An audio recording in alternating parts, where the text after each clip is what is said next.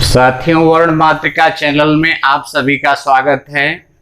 आज हम लोग हिंदी और संस्कृत भाषा में आरोह और अवरोह के लिए या रुकने के लिए या कुछ क्षण के विराम के लिए विराम चिन्हों का अध्ययन करेंगे। क्योंकि वाक्य रचना के लिए प्रश्न आते हैं कि निम्नलिखित में उचित विराम चिन्हों का प्रयोग कीजिए या कहाँ उचित विराम चिन्हों का प्रयोग किया गया है। इस तरह के प्रश्न जो है परीक्षाओं में पूछे जाते हैं, चाहे वह टेट की परीक्षा हो, चाहे टीजीटी हो या पीजीटी हो या अन्य जो है प्रतियोगी परीक्षाएं हों, तो उसमें विराम चिन्ह जरूर पूछा जाता है। साथियों, है तो सरल टॉपिक, लेकिन जब हम परीक्षा हाल में जाते हैं, प्रश्न पत्र को देखते हैं, तब हमारा जो है ज्ञान शून्य हो जाता है। तब हम चकरा जाते हैं कि हमने कभी इसका अध्ययन नहीं किया। तो हिंदी में कुछ विराम चिन्ह हैं। विराम चिन्ह क्या होते हैं, क्या कहते हैं उन्हें, उनकी परिभाषा क्या है और कितने प्रकार के हैं, उनकी उपयोगिता क्या है, आज के वीडियो में उसी पर प्रकाश डाला जाएगा। साथियों, आपसे बार बार कहा जाता है कि हमारे वीडियो को लाइक करिए, चैनल को सब्सक्राइब करिए। तो यह आपका कार्य है। आपको यदि अच्छा लगता है तो हमारे चैनल को, आप नए सब्सक्राइबर हैं तो उसे सब्सक्राइब करते रहिए, वीडियो को लाइक करते रहिए, शेयर करते रहिए, ताकि हम आपको अच्छी से अच्छी वीडियो देते रहें। तो आइए साथियों, एक प्रकाश डाला जाए विराम चिन्ह पर कि विराम चिन्ह क्या होता है। साथियों देखिए, जैसा कि शब्द से ही स्पष्ट हो रहा है, विराम, वि उपसर्ग है, राम शब्द है।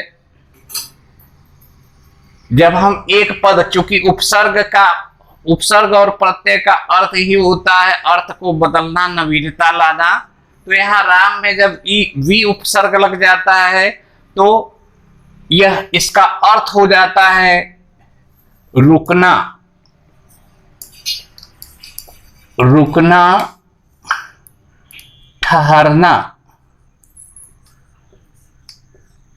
साथियों, ये दोनों अर्थ होता है कि रुकना या ठहरना या विश्राम करना।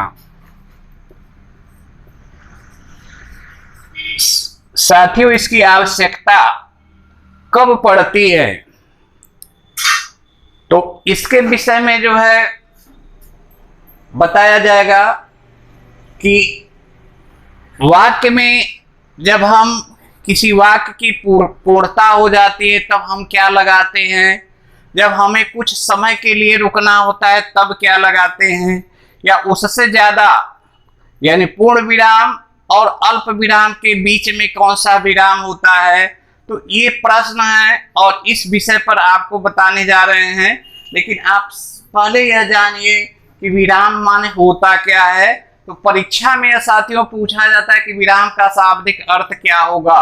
तो यदि इन तीनों में से या तो रुकना दिया हो, या ठहरना दिया हो, या विश्राम करना दिया हो, तो आप तीनों में से जो है किसी एक को यदि दिया है तो एक पर निशान लगाइए। यदि दो दिए गए हैं और विकल्प दिया है कि उपर्युक्त दोनों, तो दोनों पर लगाइए, या तीनों दिया है तो उपर्युक्त तीनों, तो तीनों पर लगाइए।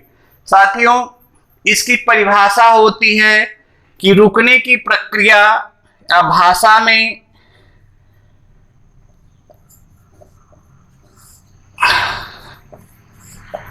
रुकने की प्रक्रिया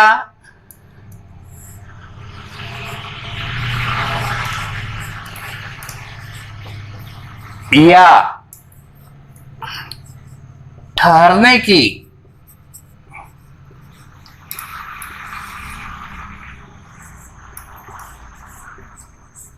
प्रक्रिया को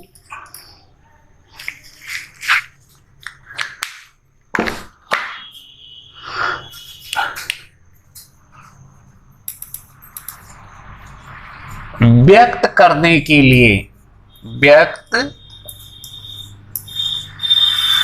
करने के लिए क्या होता है, तो लिखावट में कुछ चिन्ह, लिखावट में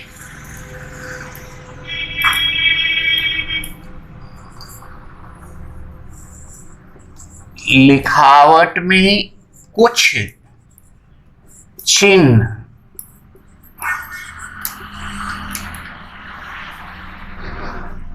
निश्चित किए गए हैं। चूंकि साथियों यह परिभाषा आपको बताई जा रही है, निश्चित किए गए हैं,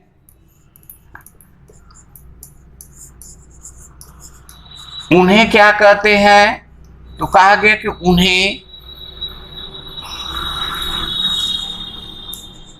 विराम चिन्ह कहते हैं, उन्हें विराम चिन्ह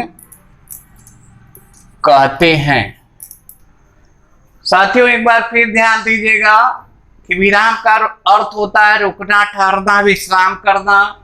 विराम की परिभाषा क्या होती है कि भाषा में, किसी भी भाषा में, चाहे हिंदी हो चाहे संस्कृत हो, दोनों भाषाओं में या अंग्रेजी भाषा में कुछ ऐसे चिन्ह हैं जैसे फुल स्टॉप, जिसे हम हिंदी में पूर्ण विराम कहते हैं, तो उसका भी अर्थ होता है रुकना ही। तो किसी भी भाषा में रुकने की प्रक्रिया या ठहरने की प्रक्रिया को व्यक्त करने के लिए, देखिए, व्यक्त करने के लिए लिखावट में कुछ चिन्ह निश्चित किए गए हैं, कुछ चिन्ह निर्धारित किए गए हैं, उन्हें विराम चिन्ह कहते हैं।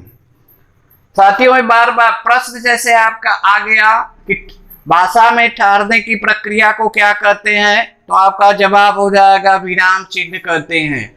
लिखावट में कौन चिन्ह होते हैं जो कुछ समय के लिए रुके जाते हैं, तो वह अल्प विराम होता है। यदि ये प्रश्न कर दिया जाए कि लिखावट में या भाषा में अधिक समय तक रुकने के लिए किस विराम चिन्ह का प्रयोग किया जाता है, तो वह पूर्ण विराम हो जाता है। फिर होता है कि यदि हम किसी प्रश्न को या किसी वाक्य में प्रश्न किया गया है तो उसमें कौन सा चिन्ह होता है, तो ये प्रश्नवाचक चिन्ह होते हैं। साथियों इसके विषय में हम आगे बता रहे हैं, लेकिन इसकी परिभाषा से संबंधित 2-3 प्रश्न उठते हैं कि ठहरने की प्रक्रिया को क्या कहते हैं या रुकने की प्रक्रिया को क्या कहते हैं, लिखावट में कौन चिन्ह ऐसे हैं निश्चित है जिन्हें हम क्या कहते हैं। तो ऐसी चीजें जो है आप जो है इस पर जो है गौर करिएगा। अगला इसका है कि कार्य या उपयोगिता। भाषा में इनके जो कार्य क्या हैं या इनकी उपयोगिता क्या है, तो साथियों जैसा कि परिभाषा से स्पष्ट है कि कार्य इसका रुकना है, ठहरना है। विराम चिन्ह का कार्य जो है ठहरना है, रुकना है। साथियों उपयोगिता क्या है कि जब हम पदबंधों को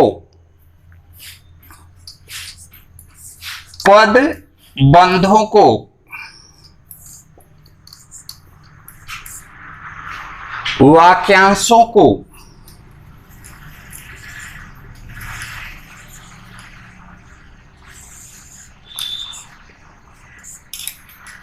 या वाक्यों को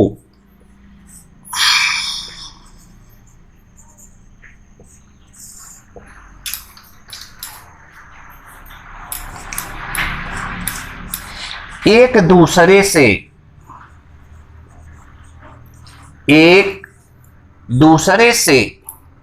क्या करते हैं, तो अलग करते हैं।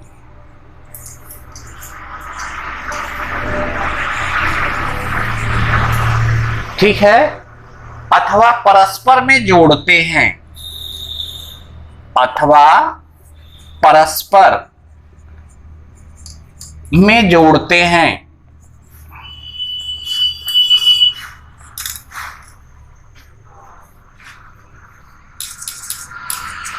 तो उसे लिखित भाषा में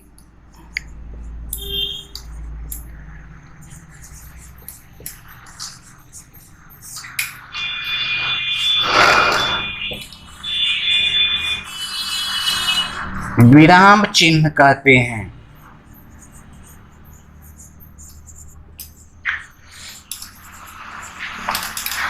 साथियों देखिए उपयोगिता के विषय में बताया गया कि पदबंधों को, वाक्यांशों को, वाक्यों को एक दूसरे से अलग करते हैं।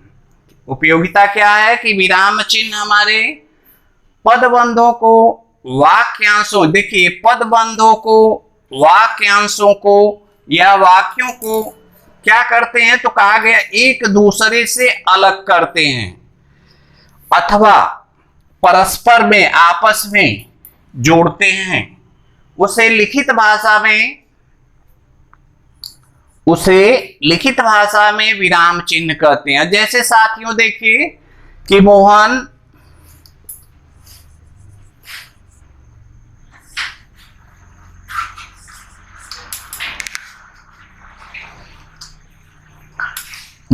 घर जाकर अब यहां कुछ रुक गए, मां से कुछ कहने लगा। ठीक है, अब क्या कहा, तो यह हम एक जो है चिन्ह लगा देते हैं जो आगे की बात को, जिसे हम रेखिका चिन्ह कहते हैं।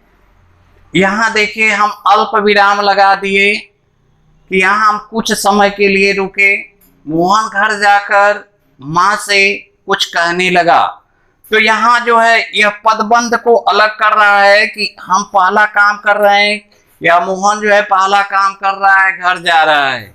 दूसरा काम क्या उसका है कि मां से कुछ कहने लगा, दूसरी क्रिया है कहने की। तो इस तरह साथियों यह पदबंधों को अलग करता है, वाक्यांशों को अलग करता है, वाक्यों को एक दूसरे से, जहां देखिए यह अल्प विराम लगा दिया गया तो यह वाक्यांशों को जोड़ने का कार्य करता है। जैसे कहने लगा, मां मुझे आज भूख लगी है, या तेज भूख लगी है। साथियों इस तरह देखिए यह एक चिन्ह हो गया जो रेखिका चिन्ह है या सामासिक चिन्ह है, जिसे अंग्रेजी में हाइफन कहते हैं। तो यह एक पद को दूसरे पद से जोड़ रहा है। यहां देखिए हम कुछ विराम लेते हैं, अपनी बाणी को कुछ जो है रुकने का अवसर देते हैं, इसलिए यह अल्प विराम हो जाता है। तो साथियों इसकी यह उपयोगिता है। अब साथियों अगला बिंदु हमारा है, अगला विषय है कि विराम चिन्ह कितने प्रकार के होते हैं। विराम चिन्ह कितने प्रकार के होते हैं, तो इसके कुल 12 प्रकार हैं, जिनका प्रयोग जो है हिंदी भाषा में अधिक होता है, संस्कृत भाषा में कुछ कम होता है और अंग्रेजी भाषा में तो न्यून होता है। साथियों कुछ चिन्ह ऐसे होते हैं जो अंग्रेजी भाषा में भी प्रयोग किए जाते हैं, हिंदी भाषा में भी प्रयोग किए जाते हैं और संस्कृत भाषा में प्रयोग किए जाते हैं, जैसे पूर्ण विराम। ठीक है साथियों, तो अब हम चलते हैं विराम चिन्ह के भेद। विराम चिन्ह के भेद,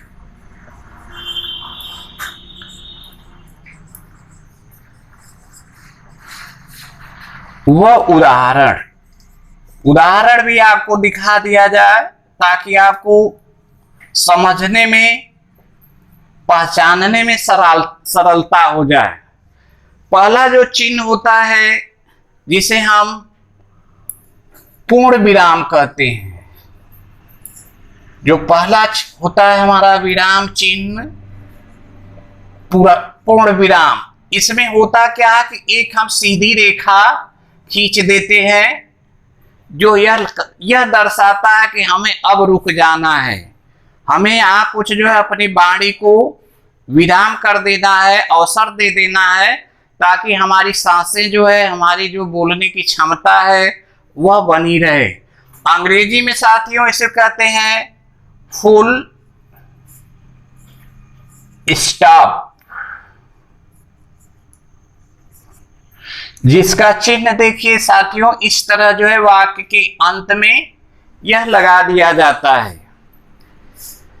साथियों यह कब लगाया जाता है? तो कथन के पूर्ण होने पर, कथन के पूर्ण होने पर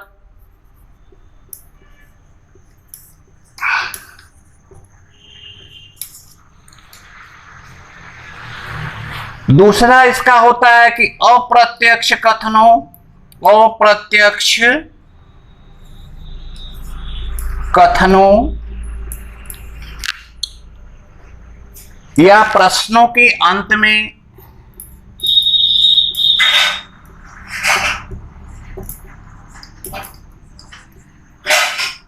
अंत में लगा दिया जाता है, या कविताओं, क्योंकि काव्यों में भी इसका प्रयोग किया जाता है तो कहा गया कविताओं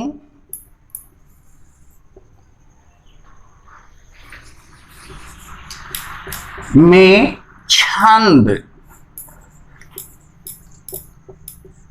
चरणों के अंत में। देखिए साथियों पूर्ण विराम, क्योंकि परिभाषा बहुत जरूरी तो नहीं है, आप शब्द से ही जान लीजिए कि जहां पूरी तरह से रुक जाया जाए वह वाक्यांश जिसमें हम कुछ समय के लिए या पूर्ण रूप से रुक जाते हैं, इसके बाद दूसरा वाक्य शुरू करते हैं, वहां जो है साथियों यह पूर्ण विराम होता है। क्योंकि पहचान क्या है कि जब कथन आपका पूर्ण हो जाए तब, जैसे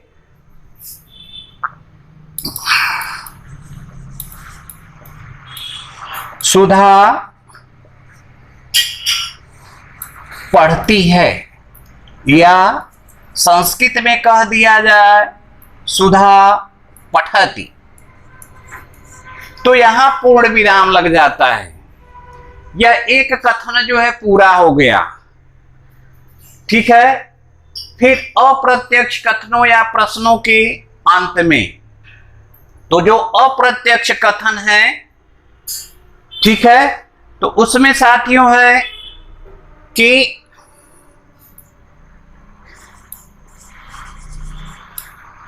विद्या लेनी चाहिए, आज युग बदल रहा है। देखिए साथियों विद्या लेनी चाहिए एक प्रश्न हो गया, ठीक है, इसमें क्या नहीं लगाया गया, लेकिन एक वाक्य है कि विद्या लेनी चाहिए, किसी से पूछा जा रहा है, आज युग बदल रहा है, अर्थात युग में समाज में, हमारे समाज में नवीनता आ रही है, परिवर्तन हो रहा है, वैज्ञानिकता आ रही है, इसलिए ऐसे वाक्यों में हम यहाँ देखिए पूर्ण विराम को लगा दिए, यहाँ पूर्ण विराम को लगा दिए। अब कहा गया कि कविताओं में छंद चरणों के अंत में, तो जैसे कहा गया कि तुलसीदास की रचना है मंगल भवन अमंगल हारी,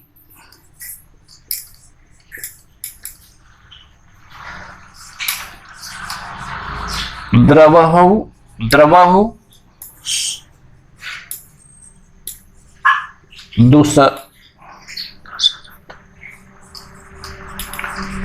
अजील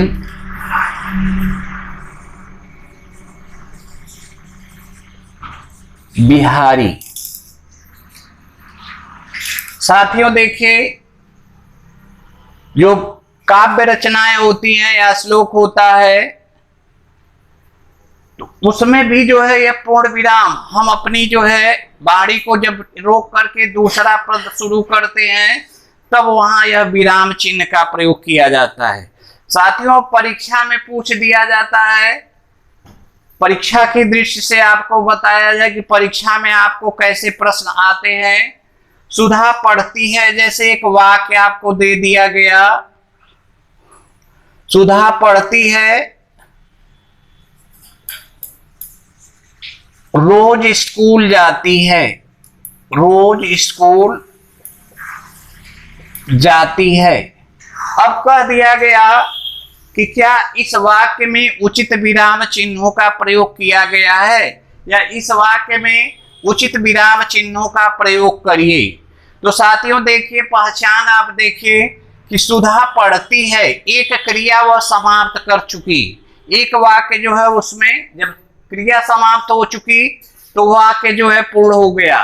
फिर क्या करती है, यहाँ पूर्ण विराम लगा देंगे, रोज स्कूल जाती है या प्रतिदिन स्कूल जाती है, तो यहां भी पूर्ण विराम हो गया।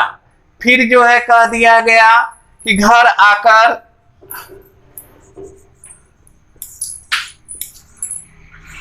पढ़ती है, घर आकर पढ़ती है। तो साथियों यहां भी देखिए कि जब स्कूल जाती है तो वहां स्कूल जाने का काम खत्म होता है। अब क्या होता है कि वह घर आती है, घर आती है तब पढ़ती है।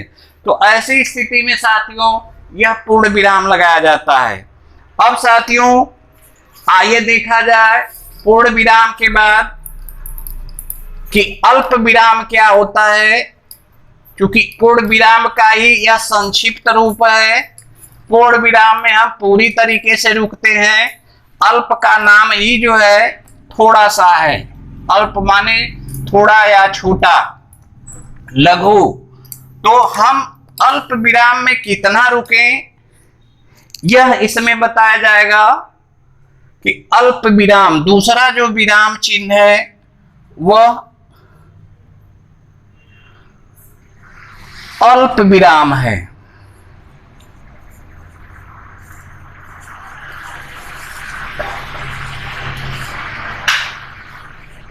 साथियों इसका चिन्ह जो होता है यह एक कामा होता है, अंग्रेजी में इसको कामा ही कहते हैं, ठीक है, अंग्रेजी में इसे कामा ही कहते हैं। अब इसकी परिभाषा क्या है कि इसका प्रयोग, अभी तक तो आपने पढ़ा पूर्ण विराम को कि इसका प्रयोग वाक्य के अंत में लगाया जाता है, लेकिन अल्प विराम का प्रयोग जो कहा गया है कि वाक्यों के मध्य या बीच में लगाया जाता है, वाक्यों के मध्य या बीच में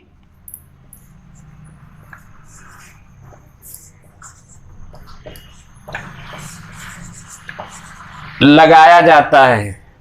साथियों पूर्ण विराम और अल्प विराम में इतना ही फर्क समझिए कि पूर्ण विराम में हम पूरी तरीके से उस वाक्य को समाप्त करके दूसरा वाक्य शुरू करते हैं, दूसरी क्रिया करते हैं। अल्प विराम में हम कुछ काम करते हैं, जैसे उदाहरण इसका है कि राम, श्याम, हरेंद्र। अब देखिए ये राम एक प्रकृति है, श्याम की दूसरी प्रकृति है, हरेंद्र की तीसरी प्रकृति है।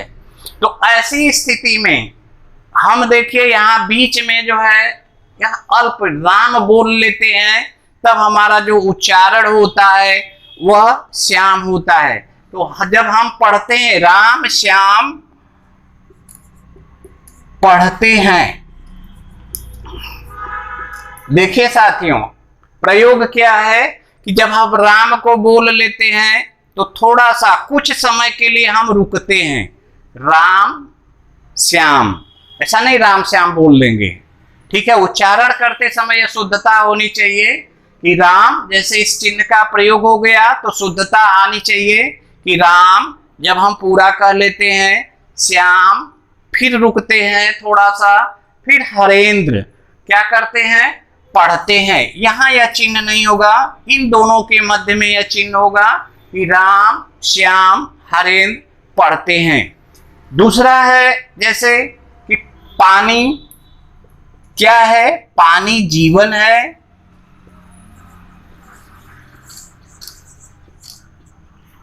हवा प्राण है। देखिए साथियों, यहां भी हम लगाएंगे चिन्ह कि पानी जीवन है। जीवन क्या है? तो पानी है। तो यहां हम कुछ रुकते हैं, ये वाक्य जो है कुछ देर के लिए रुकने के लिए होता है। फिर इसके बाद कहा गया कि हवा क्या है? तो प्राण है। जब यहाँ वाक्य खत्म हो जाता है तो पूर्ण विराम होगा। जब हम बीच में कोई वाक्य शुरू कर देते हैं, कुछ समय तक रुकते हैं, तब यहाँ अल्प विराम होता है। अब हम जब किसी का संबोधन करते हैं या किसी को आदर सूचक शब्दों का प्रयोग करते हैं, तो जैसे पूज्य पिताजी, यह प्रायः गलतियां होती हैं कि जब आप किसी को पत्र लिखते हैं तो आप जो है यह सब नहीं लगाते हैं, पूज्य पिताजी। और जब वाक्य का अंत होता है, जब आप जो है अपनी बातों को कह करके जो है विराम लेते हैं और जिसे आप देते हैं, अपना पत्र देते हैं, तो वहां लिखा जाता है भवदीय। ठीक है, भवदीय के साथ साथ ही हम अल्प विराम लगाते हैं। यह ध्यान रखना चाहिए भाषा की शुद्धता के लिए कि हमें इन चिन्हों का ज्ञान होना चाहिए। गलतियां होती हैं जो अल्प ज्ञानी होते हैं, उन्हें अल्प विराम का ज्ञान नहीं होता है, जो अल्प ज्ञानी होते हैं। लेकिन यदि भाषा की दृष्टि से देखा जाए, यदि परीक्षा में दे दिया जाए कि भवदीय लिख दिया गया, इसके आगे यह चिन्ह नहीं है, और कह दिया जाए कि यह वाक्य यह शब्द शुद्ध है या यह जो है अंतिम वाक्य इसका शुद्ध है, तो आप तुरंत गलत जानिए। इसमें जब हम यह चिन्ह लगा देते हैं अल्प विराम का, तो हम कह देते हैं कि यह सही है। इसी तरह पूज्य, किसी भी आदर सूचक में जो आपसे बड़ा है उसे जब आप लिखते हैं कुछ, तो वहां जो है यह कॉमा के चिन्ह लगता है, अल्प विराम का चिन्ह लिखता है। अब साथियों, जो तीसरा चिन्ह है, क्योंकि समय बढ़ता जा रहा है, विषय जो है तो सरल, लेकिन समय जो है बढ़ता जा रहा है, ऐसी स्थिति में थोड़ा जल्दी किया जाए कि आप जल्दी जल्दी से समझ लें। अब तीसरा जो है वह है अर्ध विराम। अर्ध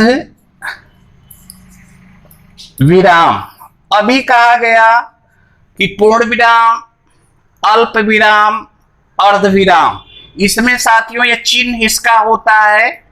अब तो इसका प्रयोग ही प्रायः अब की भाषाओं में जो है इसका प्रयोग ही लुप्त होता जा रहा है, क्योंकि भाषा वैज्ञानिक हो चुकी है। नवीनता छंदों का जो है नया नया प्रयोग होने लगा। जो रचनाएं, कविताएं हैं वह छंदों से मुक्त हो चुकी हैं, तो ऐसी स्थिति में प्रयोग तो कम मिलता है, जिसे अंग्रेजी में हम कहते हैं सेमी कॉलम, जिसे हम कहते हैं सेमी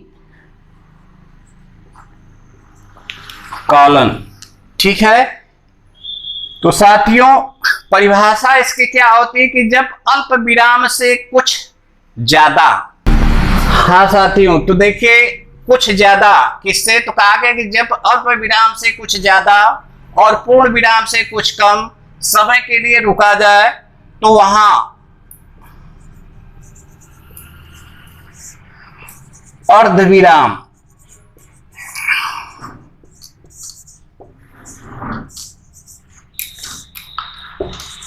का प्रयोग किया जाता है। ठीक है साथियों, कि देखिए शब्द से ही स्पष्ट है आपका कि अभी तक आप पूर्ण माने पूरा रुकते हैं, अल्प माने कुछ कम रुकते हैं, उससे कम रुकते हैं, और अर्ध माने कि अल्प से ज्यादा और पूर्ण से कम जब हम रुकते हैं तो उसे अर्ध विराम कहते हैं। साथियों यह दो वाक्यों को जोड़ने वाला होता है। सबसे बड़ी बात है कि जैसे मिश्र वाक्य हैं, संयुक्त वाक्य हैं, इन दोनों को जोड़ने का काम करता है या इनमें विरोध दर्शाने का कार्य करता है। जैसे देखिए, पहला हम समझा रहे हैं आपको कि आप इसमें दो वाक्यों को जोड़ने का काम करिए कि आलस्य, जैसे एक वाक्य है आलस्य मनुष्य का, आलस्य मनुष्य का क्या है, शत्रु है।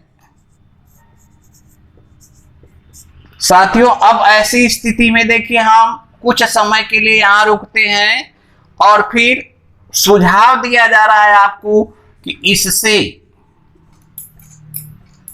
दूर रहें। यह पूर्ण विराम हो गया। देखिए हमें सुझाव किसके लिए दिया जा रहा है, तो आलस्य के लिए। ठीक है, क्या है, क्यों इससे बचने के लिए कहा जा रहा है, तो ये कहा गया कि शत्रु है, किसका है, तो कहा गया मनुष्य का है। फिर सुझाव क्या हम दे रहे हैं कि इस आलस्य से, यानी इससे किसे दूर रहना चाहिए, तो मनुष्यों को दूर रहना चाहिए। तो साथियों यहां देखिए कि यह वाक्य की एक वाक्य जो है यहाँ पूरा हो रहा है, कुछ समय के लिए जो है हम तुरंत दूसरा वाक्य कह रहे हैं कि यह इस पर आधारित है। ठीक है, तो ऐसी स्थिति में जो है अर्धविराम का प्रयोग होता है। और दूसरा इसका रूप है कि जब हम एक दूसरे का विपरीत, ठीक है, या विरोध प्रदर्शित करते हैं, विपरीत या विरोध प्रदर्शित करते हैं। जैसे मिश्र वाक्य है एक, मैं अभी आपको बता दूं कि जो मिश्र वाक्य है, जैसे वाक्य कह दिया जाए कि मनुष्य कष्ट सहता है, मनुष्य कष्ट सहता है, लोग आनंद लेते हैं, लोग आनंद लेते हैं। ठीक है, तो साथियों यहां पूर्ण विराम, चूंकि एक वाक्य देखिए यहां अर्ध विराम क्यों लगाया गया कि यह एक दूसरे के विपरीत है। ठीक है, एक दूसरे का विरोध करता है। वाक्य तो दो हैं, यह संयुक्त वाक्य या मिश्र वाक्य कहा जाता है, लेकिन आधारित जो है दोनों एक दूसरे पर हैं। देखिए जैसे कहा गया कि मनुष्य कष्ट सहता है, एक मनुष्य है जिस पर क्या आती है, विपदा आती है, तो वह कष्ट सहता है। कौन सहता है, तो कहा गया मनुष्य। लेकिन कुछ मनुष्य ही है, लोग का मतलब यहाँ मनुष्य से ही है कि एक तरफ जो है कष्ट हो रहा है, लेकिन दूसरे तरफ दूसरे पक्ष में जो है लोगों को आनंद आ रहा है। तो यह विपरीत की दिशा है। ठीक है, तो विपरीत की दिशा में देखिए यहाँ यह अर्ध विराम लगाया गया है। तो साथियों इस तरह जो है पूर्ण विराम, अल्प विराम, अर्ध विराम, यह जो है मुख्य विराम होते हैं। अब प्राय आप जो है जानते हैं कि जैसे जब हम कहीं किसी वाक्य में प्रश्न करते हैं, ठीक है साथियों,